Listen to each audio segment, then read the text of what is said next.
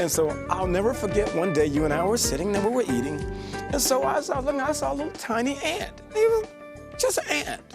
Oh, and this little ant, yes. you know, and so I stomped it, got rid of it, swept it away. What's one ant? You know, it was no big thing.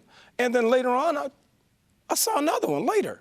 I was like, how did that guy get in here? And stomped him, swept him up, got rid of him.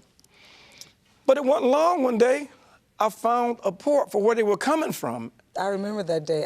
We were sitting at the snack bar, and then I started feeling something on my leg. Right. Yeah, and I said, what?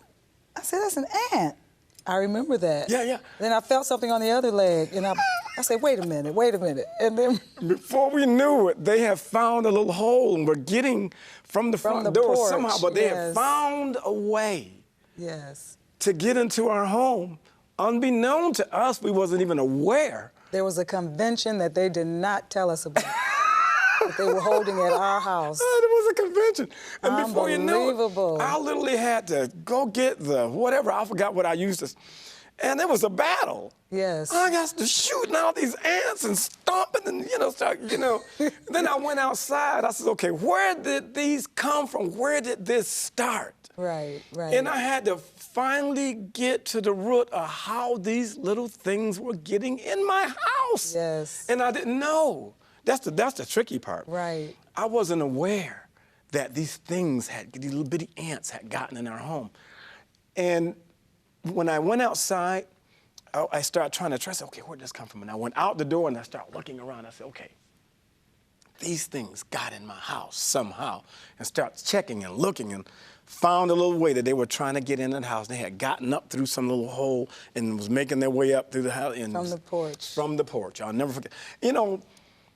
That makes me think about the fact that and they were in our home and we didn't realize it. Right. Coming in, it was really high. The ceiling was high. Yes, right in the peak. It was like right in the peak. They were coming right in there.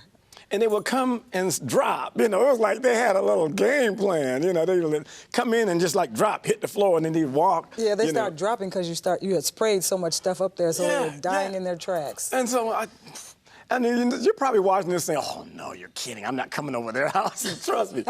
We got rid I didn't want to come over my house. Kathy didn't want to come over. But trust me, we don't play insects in our home. And I'll tell you, I'm neat.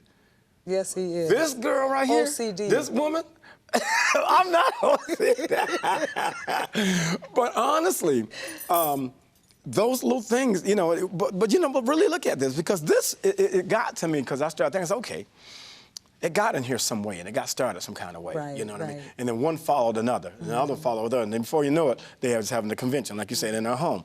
And I'll start looking at that in a spiritual realm, how that in our marriage, if you're not so careful, if you're not watchful, that's right, little things can creep into your marriage and into your home, and before you know it, the enemy has having a convention in your home, and stuff is going on, and things are happening, and so, like, in our relationship, in our marriage, we have to really, really watch and pray, because the enemy will try to come in and bring little things.